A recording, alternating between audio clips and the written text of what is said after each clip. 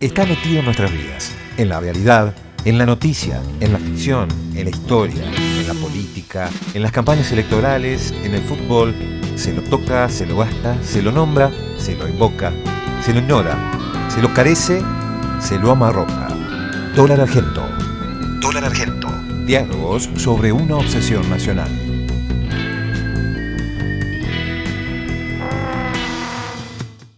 Andrés Weiner es doctor en Ciencias Sociales, licenciado en Sociología de la UBA y magíster en Economía Política, investigador del área de Economía y Tecnología de la Flaxo y del CONICET, docente de grado en la Facultad de Ciencias Sociales de la UBA y de posgrado en el Instituto de Altos Estudios Sociales de la Universidad de San Martín y en la Flaxo. Sus principales temas de investigación se vinculan con las restricciones al desarrollo económico y el rol de las clases dominantes en la Argentina y Latinoamérica. Algunos de sus más recientes libros son Restricción eterna al poder económico durante el kirchnerismo, junto a Alejandro Gallero y Martínez Shore, y Economía política de la convertibilidad con Francisco Cantamuto. ¿Qué tal, Andrés? Bienvenido. ¿Qué tal? Bien. Bueno.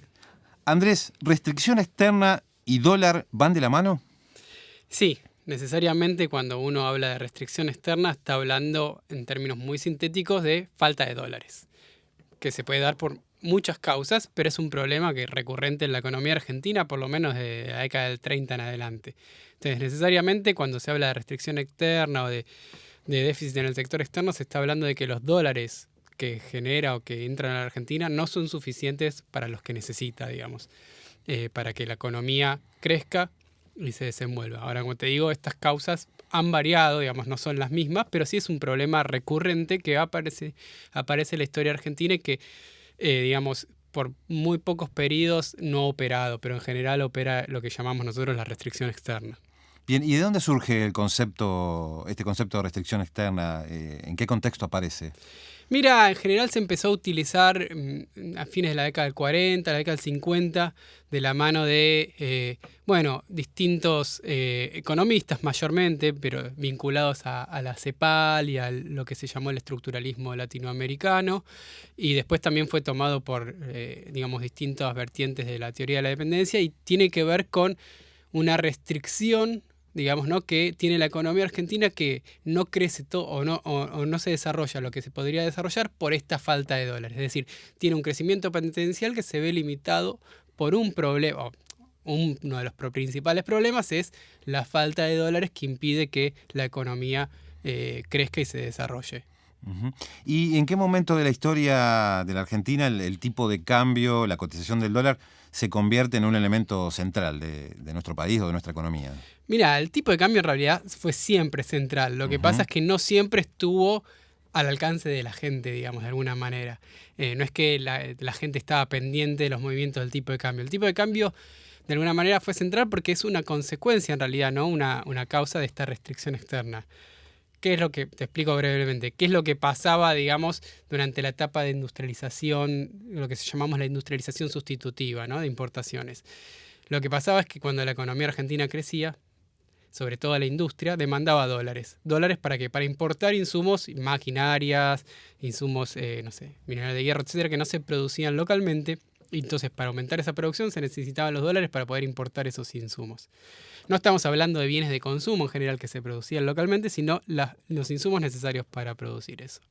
Entonces, ¿qué es lo que pasaba? Llegaba un momento en donde los dólares que ingresaban fundamentalmente por las exportaciones, los productos agropecuarios, ¿sí?, no alcanzaban para importar todo lo que la Argentina tenía que importar, y entonces ahí solía producirse una devaluación, ¿sí?, cuyo objetivo era de alguna manera generar, no tanto aumentar la cantidad de dólares que entra, que no sucedía porque era muy poco, porque las exportaciones agropecuarias no aumentaban mucho, estaban más o menos fijas, sino lo que hacía era, de alguna manera, contraer el consumo, porque implicaba una caída del salario real, porque aumentaban los precios de los bienes que consumían los trabajadores, ¿sí?, sobre todo alimentos, ¿sí?, y bueno, obviamente todo lo que tuviera un componente importado, y esto hacía caer el salario. Al caer el salario caía la demanda, y al caer la demanda caían también las importaciones. ¿Por qué? Porque si se demandaban menos autos, por ejemplo, o electrodomésticos, se necesitaban menos importaciones para producir esos autos, esos electrodomésticos. Entonces ahí, digamos, terminaba casi siempre, digamos, ¿no?, los cuellos de botella en el sector externo, esta restricción externa, con una devaluación del tipo de cambio. Por eso digo, estuvo siempre vinculado a los movimientos del tipo de cambio. Lo que sucede es que después, a partir de finales de la década del 70, empiezan a complejizarse y agregarse otras cuestiones que tienen que ver ya con los movimientos financieros, no solo con el intercambio comercial, no solo con las exportaciones e importaciones, sino también con la deuda, con la entrada y salida de divisas a partir de inversiones de carácter especulativo, ¿sí? Y bueno, y todo eso va agregando tensión y todo eso va haciendo cada vez más inestable y por ahí más cortos los ciclos y más bruscas las modificaciones del tipo de cambio.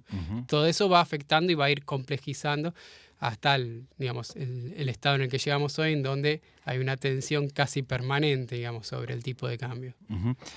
Vos identificás, bueno, dos etapas en la historia, bueno, como otros economistas, pero claramente un poco te referías a esta etapa que es la que se conoce como sustitución de importaciones, con dos momentos o dos tiempos también, y bueno, otra de valorización financiera. ¿Por qué se habla de valorización financiera, más o menos entiendo, desde 1975 hasta la fecha, hasta la actualidad?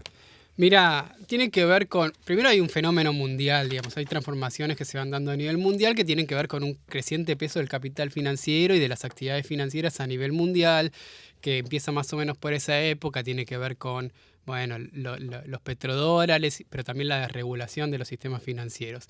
Ahora, en la Argentina en general, cuando se habla de valorización financiera, se está haciendo referencia a un mecanismo por el cual resulta en general más redituable, si, digamos, para un capitalista, para un empresario, colocar la plata, el dinero en el sistema financiero que en la producción o en lo que tiene que ver con el comercio, etc. Entonces, lo que sucede es que en realidad, en general, las colocaciones financieras resultan más rentables que las colocaciones productivas y eso genera o agrava, ya sumado a otras medidas, ¿no?, procesos de desindustrialización.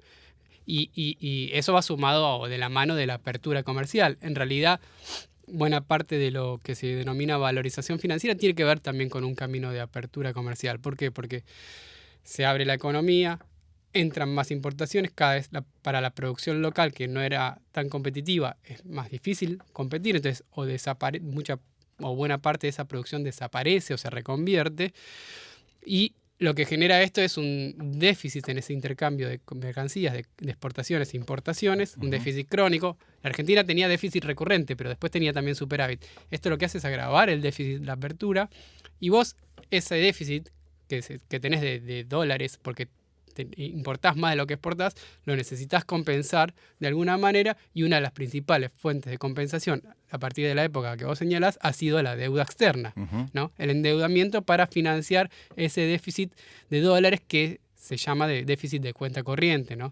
Entonces ahí hay un vínculo bastante estrecho entre lo que son las reformas de apertura comercial y liberalización financiera. O sea que prácticamente fue, desde lo que es esta etapa que podríamos decir el neoliberalismo, endeudarse fue la única manera, digamos, de resolver estos desequilibrios, ¿no? Se consolida, sobre todo a partir de la década del 90, el endeudamiento como forma de equilibrar eso que está desbalanceado, digamos, ¿no? Sí, en realidad antes, mucho más acotadamente, también a veces se recurría al endeudamiento, pero no había un mercado de capitales como hay ahora. El FMI prestaba, digamos, pero para compensar eso. El problema es que esto es como una bola de nieve. Entonces, vos te endeudaste para compensar ese déficit que tenés comercial, pero aparte también tenés un déficit en lo que es, vos tenés empresas transnacionales que operan en la Argentina y desde los 90 para acá ha crecido muchísimo. Esas empresas transnacionales, buena parte de las ganancias que obtienen las remiten a sus casas matrices y eso es en divisas, ¿sí?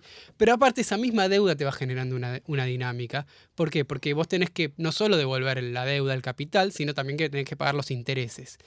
Y si no tenés una fuente real de dónde sacar esos dólares, digamos, ¿no?, para pagar esos intereses, lo que vas a tener que hacer es pedir un nuevo préstamo para pagar ni siquiera el capital, sino los intereses de la deuda que vos tenías. Entonces se empieza a armar como un círculo vicioso, ¿no? En donde vos tenés que endeudarte cada vez más para pagar las deudas pasadas que nunca se terminan de pagar. Simplemente lo que haces es pagar los intereses y refinanciar el capital. Puede ser con ese acreedor, con otro acreedor, pero lo que digamos, es la propia dinámica financiera, a la que después se suman encima las entradas y salidas de capital muy rápido, la que te lleva a agrandar ese agujero de dólares. Y entonces te obliga a endeudarte o a hacer un superajuste, digamos como fue acá en el 2002 con un superávit comercial, para poder pagar esa deuda sin tener que endeudarte tanto, además de que necesitas reestructurarla. Pero digo, ya no es solamente para compensar el agujero que te dejan las exportaciones e importaciones, sino que la propia dinámica financiera tiene su propia lógica. Y a esto se le suma el componente que yo creo central, que hasta ahora no lo mencionamos, que es parte de este proceso de valorización financiera, que es la fuga de capitales. ¿Sí? Que es básicamente son dólares, ¿sí? Que se atesoran en el exterior o se reinvierten en el exterior, digamos, no en el país, en inversiones inmobiliarias en el exterior o en cuentas, ¿sí? No sé, en Suiza, en donde guardias fiscales también. También. Y también son los dólares que, digamos, que quedan en el país, pero que no están en el circuito financiero, abajo del colchón, digamos, de alguna manera. Aunque eso representa una proporción menor, porque en general son los sectores medios, digamos, los grandes jugadores la sacan del país. Pero digo, todo eso, vos era muy bajo, digamos, no es que no existía, pero era muy bajo antes de estas reformas, y eso es un drenaje constante de divisas que hoy se calcula, hay un stock de arriba de los 400.000 millones de dólares afuera de la Argentina, que es el récord junto a Rusia, digamos, a nivel mundial en ese sentido. Entonces, es la propia dinámica financiera y a intereses de la deuda y a fuga de capitales lo que agrava esa falta de dólares. Entonces, cada vez necesitas tener un superávit comercial mayor, es decir, exportar más y importar menos para compensar esta salida de dólares o endeudarte, pero que en algún momento, digamos, eso te termina generando más salida o termina en alguna reestructuración, default o en alguno de esos procesos que ya conocemos. Esto es lo que explica un poco también que las economías latinoamericanas y particularmente de la Argentina se hayan vuelto más vulnerables a los vaivenes de la situación internacional. Claro, en realidad, a ver, todas las economías están más interconectadas. Pero ¿qué pasa? Hay algunas, como las latinoamericanas y la Argentina en particular, que juegan un papel, digamos, hasta terciario, te diría, en términos de los sectores del sistema financiero, sobre todo en respecto a sus monedas, digamos. El problema es que ninguna de las monedas que utilizan los países latinoamericanos, ningún país subdesarrollado, se utiliza en las transacciones internacionales. Entonces, en ese sentido, vos estás obligado, o en general, estás obligado a endeudarte en moneda extranjera, en una moneda que vos no emitís y que por lo tanto tenés que conseguir a través de o endeudamiento o a través de exportaciones. Otros países se pueden endeudar en su propia moneda. Y entonces ahí los riesgos son menores, digo, puede ser en el dólar, en euros, digamos, ¿no? Pero en yenes.